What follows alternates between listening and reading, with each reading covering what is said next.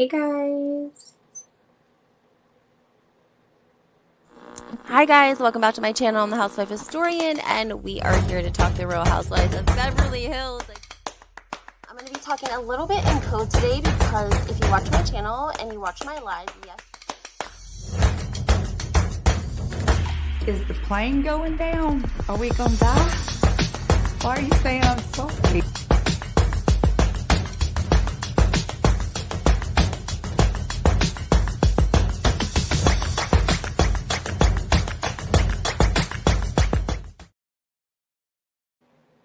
Hey guys, welcome back to my channel. I'm the Housewife Historian, and today we're talking the Real Housewives.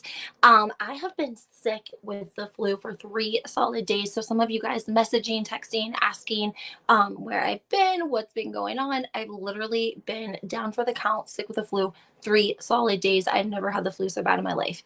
Anyways, so much been going on in the Real Housewives world. I'm trying to get caught up with everything. So I've spent my day trying to, like I said, get caught up on everything that's going on. Even though we're getting a Real Housewives of New Jersey new episode tonight, still so much going on the internet about the Real Housewives of New Jersey. It's crazy. Jacqueline went on two teas in a pod, and now Melissa called Tamara pissed, saying that that's not what happened, that Bravo recruited them. And so Tamara goes on the podcast. Well, she does a clip actually on her TikTok and apologizes to Melissa, and then tries to quote Dave Quinn's book, but can't find the quote, but says Andy Cohen even admits it's true, but doesn't have a clip or doesn't have a statement. Wild. Okay.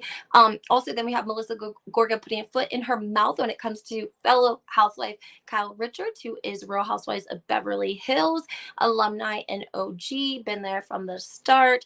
Melissa allegedly, well, she was on the Jeff Lewis podcast, and she made the assumption likely that Kyle was on Ozempic. Before I get into all this though, guys, make sure you hit the like button, subscribe to my channel, turn your notifications on. It's super important. I know I haven't had content in the last couple of days. I'm so sorry. I'm gonna start bringing you guys some of this content because there's so much going on. So Bravo and Boo on Instagram. I'm mentioning this because I respect her and I respect her account. She's been on Instagram for some time now, and she actually corresponded with Kyle about the Ozempic dilemma, debacle, Ozempa gate, whatever you want to call it. And she felt like Kyle was giving her a sincere answer and saying that she was not taking the Ozempic shot. Just I want to put it out there because I think it's important to tell both sides, let you guys do your own research.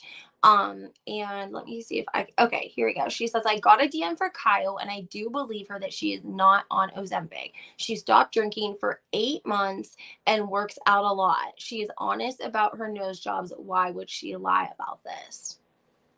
Okay, that sounds reasonable. So I just wanted to present that to you guys because, like I said, Bravo and Boo's been around for a long time. I respect her and her account, and that was her perspective on it. A lot of people still coming with the perspective that they're frustrated that this Ozempic is out of stock in a lot of places, and diabetics are actually suffering from not having access to Ozempic and like the generic form.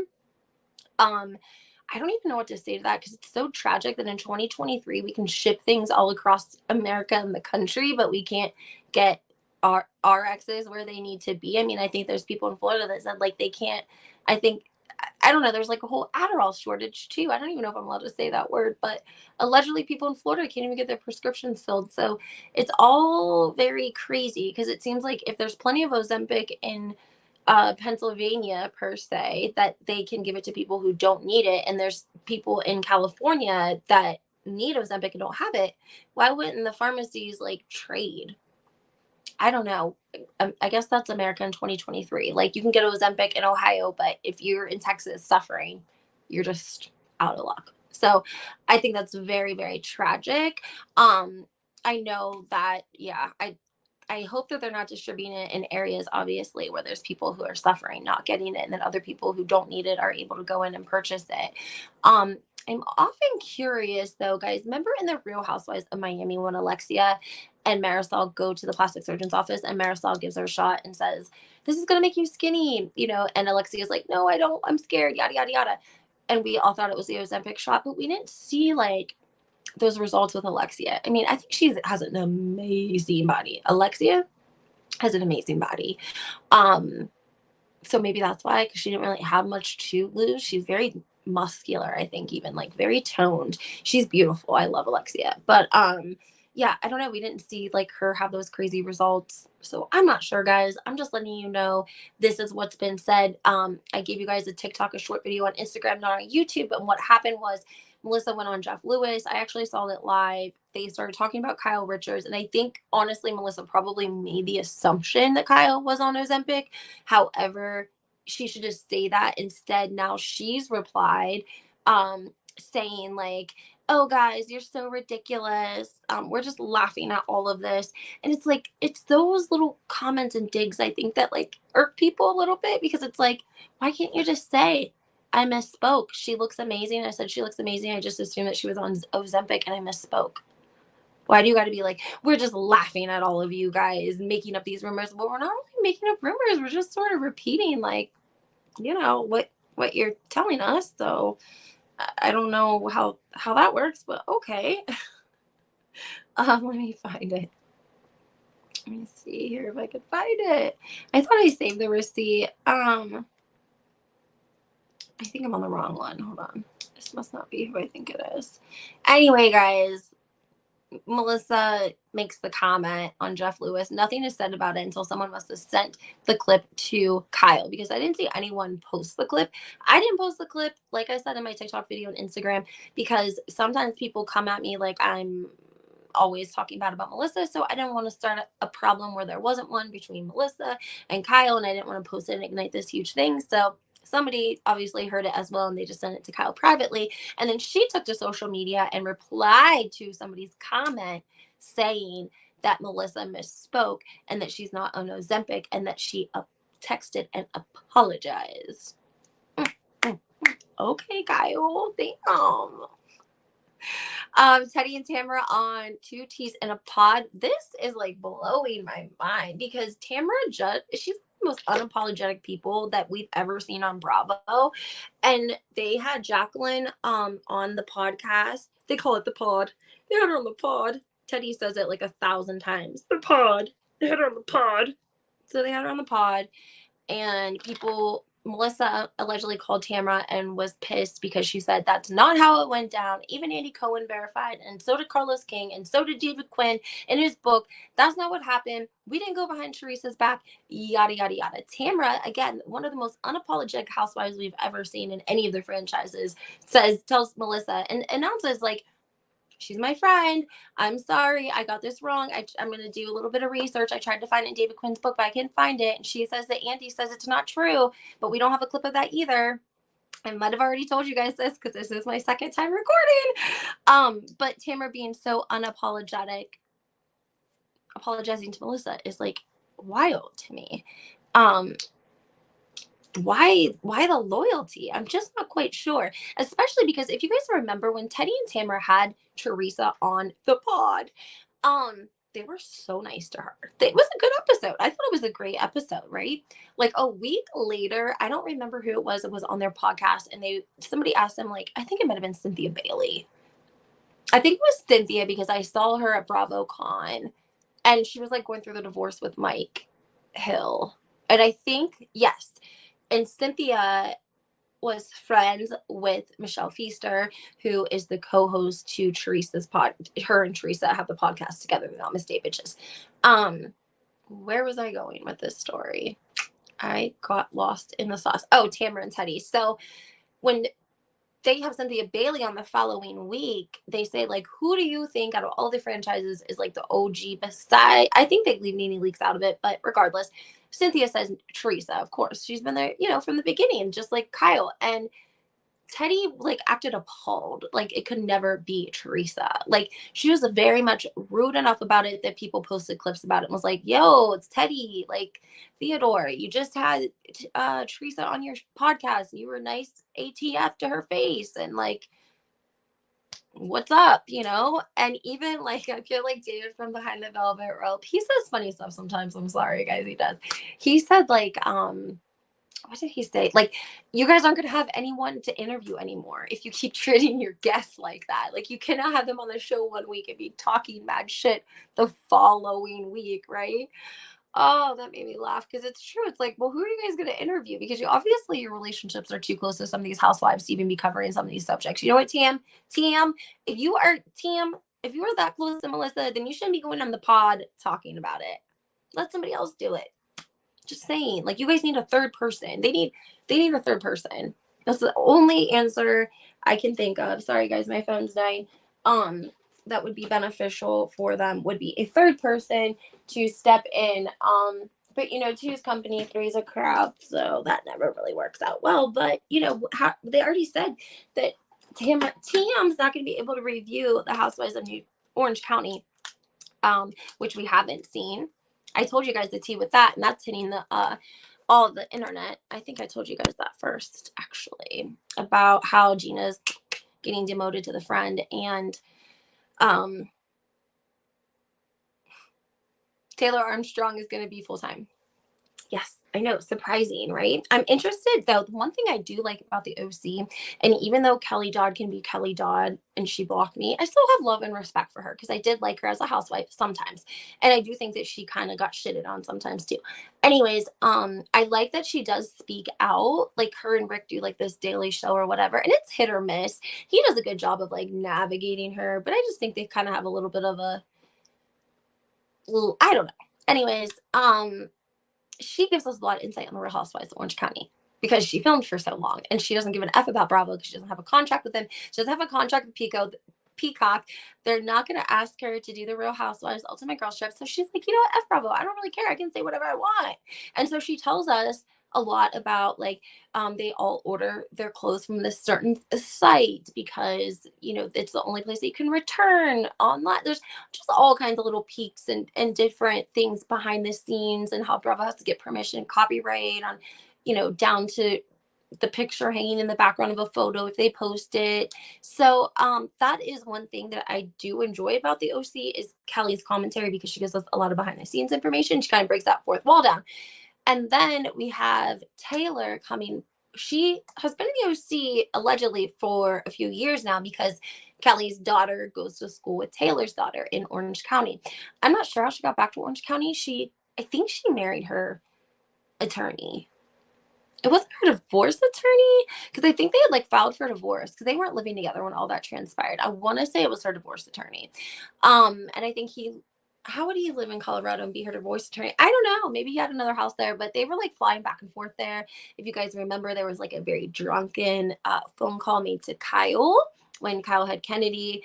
And Taylor was like, she was like drunk on a plane with this man going to Colorado. But anyways, you guys can check that out. That was like season, I don't know, 2 or 3. So Taylor is going to be full time because she must be going to be bringing it. And guys, I'm not trying to be mean when I say this, but like Gina is not a lot of competition. Okay. Gina, I'm like not trying to be mean, but I'm tired of housewives showing up empty handed every season.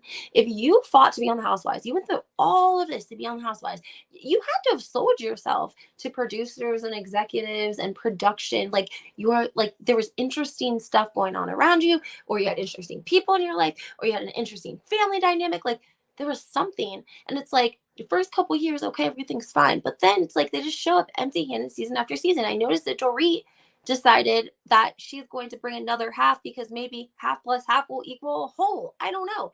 She brought a friend in, honestly, because I think she was like, no, she was about to get the boat. I really do. Showing up empty handed every season. Do you guys see Sutton's boyfriend? I can't talk to you guys about this stuff if I don't have my screen sharing on to show you guys because I feel bad. I like to be able to tell you guys and show you in real time what I'm talking about. Okay, the best friend is Claudine, Keane1. I guess they've been friends for years and years. And we've seen the husband before. You know how LA people are, status, yada, yada, yada. Basically, that's what it looks like. I'm surprised we haven't seen her on the show before, unless it maybe, you know, some people don't want to be on television because they don't always, you know, want people in their business. I mean, Joe Jude said that he would never went to prison if it wasn't for the TV show. And I believe him. I do believe in that. I do. She has like 37,000 followers, and she's a wife to Robbie, whoever he is. He looks like a young, nice soccer player. Yes, that's what he is, a soccer player. Okay. Well, they have like a nice family. Anyways, guys, this is Dorito's best friend, and she's bringing her, I think she was at the birthday party of Crystal. I can't believe Lisa Rinna is not on the show, and I can't believe they didn't replace her. I talked about this with you guys before with Brandy. It like agitates my entire soul. I don't want to give it a chance.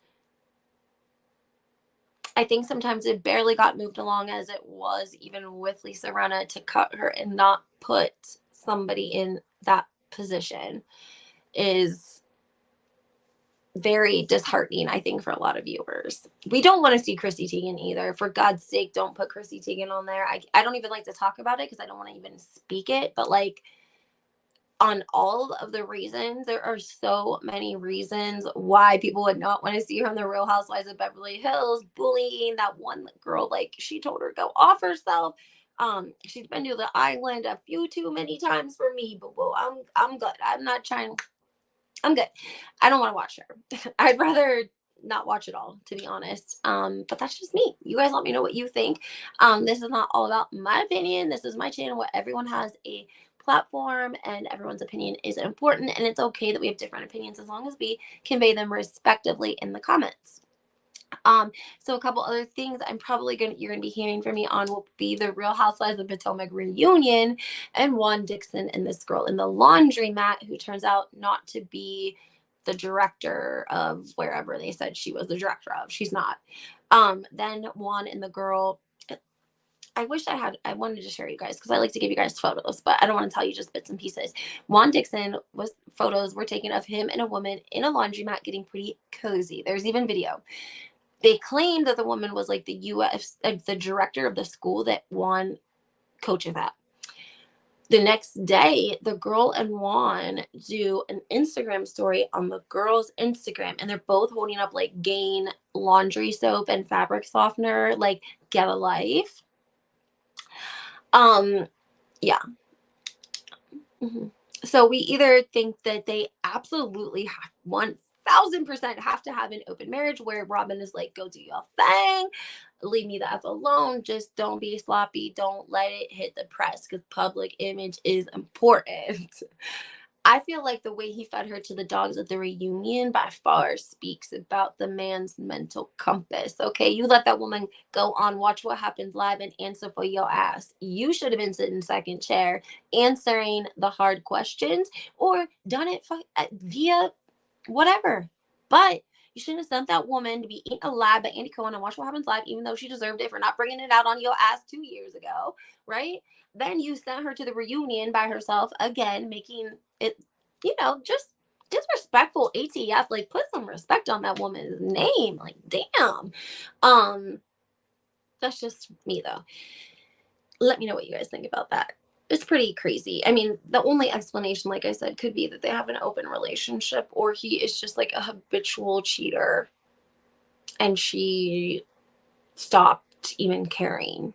I don't know. Let me know what you guys think about that for real. That's just really sad. I hope that, she isn't taking it too hard or that she already knows or that this is something that they just worked out for a long, long time. It's very possible. We saw Giselle and Jamal, and we know that was fake. So I really saw Andy Cohen kind of coming for Giselle a little bit in the second part of the reunion. And I was like, finally. Yeah, we don't see anything that goes on with her life. And you know what? Somebody pointed out something so great. I don't remember who it was, but you guys remember the scene last season when Karen went off on Giselle and she said something about her hot box and going down the Sing Sing. Remember? Tell them what's going on between your legs down there. Karen told Giselle that. Remember? They got in the fight, the big table. Yeah. And now it makes sense because Karen probably knew what was going on with Giselle because she was having the issues and she went and had the removal done. And so they knew about it way before they put it on camera. And then if you hear Giselle come back at Karen, she tells her, you know, oh, I'm coming for you, Karen, but I'm not going to do it all at once. I'm going to sprinkle it around. I'm going a little bit here, a little bit here, a little bit here, a little bit here. And then we have Sharice showing up next episode talking about Karen going to rehab in Florida, and they have pictures of her in this blue eyes. Call it a coincidence, call it whatever you want to. I'm just saying, it sounds like Karen knew about Giselle's issues at the OB, and Giselle knew Karen, you know, had went to rehab one time 20 years ago. I'm just saying that's where we're at. So let me know what you guys think. And sorry, I was just looking at something. I also want to talk to you guys about, if you get a chance, you should go listen to this podcast. It was like the Bravo docket. It's so good. And they broke down like all those lawsuits I was telling you guys about that have to do with Joe and Melissa. And I just think it would be great for you because another reason, one of the podcast women, she says that she went back and watched like season 2 or 3. I can't remember which one. It was whatever season Melissa first came on. I think it was season 3. And she was like, the perspective of how much I didn't pick up on like during the show, or I didn't remember, like she is like, Melissa's gunning for Teresa the whole freaking time. Like you can see it. I'm just saying, give it a chance. Go back to whenever Melissa makes her debut on the show, guys, and go back and watch it and see what you think. That's all. There's nothing wrong with doing that. I love to go back and watch some of the old episodes. That's how I find some of my best tea, some of my best clips, best videos. So I'm definitely going to be talking more about that. We're going to break down, of course, what's going on with Juan. That'll be coming on another video. Sorry. And then, of course, we're getting tonight's new Tuesday night Real Housewives in New Jersey video. And we're all stoked about that. So make sure you guys hit that like button, subscribe to my channel, turn your notifications on. It's super important. And we'll talk soon.